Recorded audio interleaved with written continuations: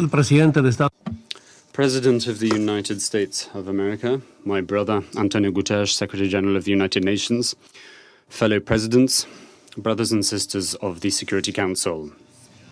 I would like to say to you frankly and openly here, in no way is the United States interested in upholding democracy. If such were the case, it would not have financed coup d'etat and supported dictators. It would not have threatened with military intervention democratically elected governments, as it has done with Venezuela. The United States could not care less about human rights nor justice. If this were the case, it would have signed the international conventions and treaties for the protection of human rights. It would not have threatened the investigation mechanisms of the International Criminal Court, nor would it promote the use of torture, nor would it have walked away from the Human Rights Council, and nor would it have separated migrant children from their families, nor put them in cages. The United States is not interested in multilateralism. If it were interested in multilateralism, it would not have withdrawn from the Paris Agreement or given the cold shoulder to the Global Compact on migration. It would not have launched unilateral attacks, nor have taken decisions such as illegally declaring Jerusalem to be the capital of Israel. This contempt for multilateralism is motivated by the thirst of the United States for geopolitical control and for the seizing of natural resources. Brothers and sisters, we are convinced that it is crucial to have a discussion not just on the effects, but above all on the reasons of the assaults on international peace, security and justice that we are seeing. Let us take the example of Iran, a country which has been referred to this morning.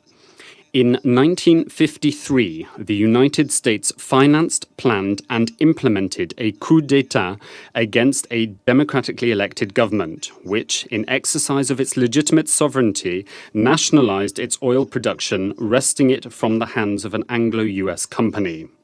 After that, for many decades, the United States supported an authoritarian government which allowed the profits from oil production to line the pockets of transnational companies. This situation endured until the revolution of 1979.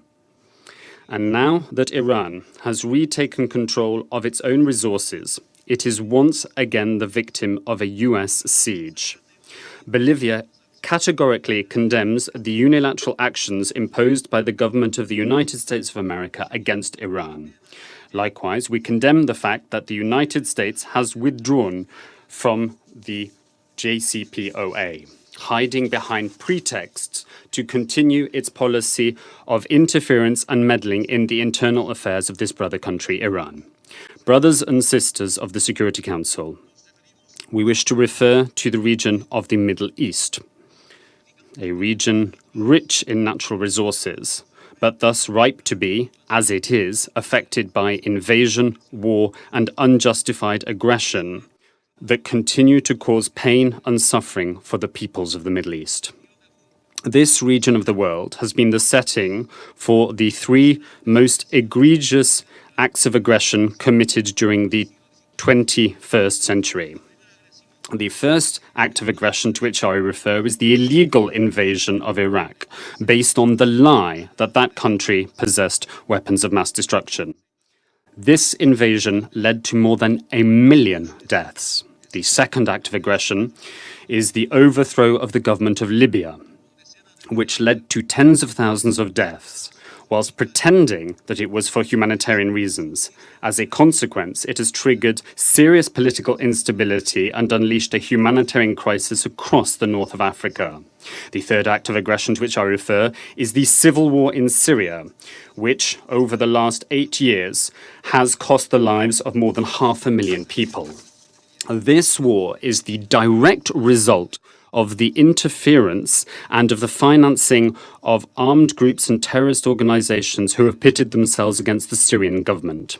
Brothers and sisters, over the last few months, the United States has once again demonstrated its contempt for international law, for multilateralism, and for the purposes and principles of the Charter of the United Nations. Each time that the United States invades nations, launches missiles, or finances regime change, it does so behind a propaganda campaign which incessantly repeats the message that it is acting in the cause of justice, freedom, and democracy, in the cause of human rights or for humanitarian reasons. Brothers and sisters, in light of the aforementioned situations, I would like to hail those countries who have held firm in defense of the nuclear agreement signed with Iran. We praise also those countries who have not abandoned the Paris Agreement, those countries that defend the principles of sovereign equality of states, those countries that uphold the principle of non-interference in domestic affairs, those countries that respect international law and respect those commitments freely entered into, and who defend multilateralism. Our congratulations to those countries. Bolivia hails from a region which has been duly declared nuclear weapon-free for more than half a century now.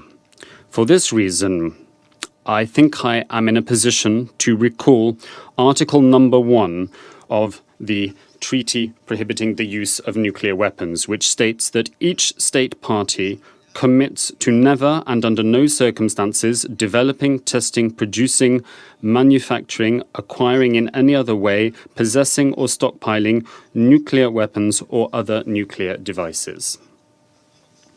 I call upon all states around this table to sign up to ratify, and to immediately implement this provision, and indeed all the provisions of said treaty.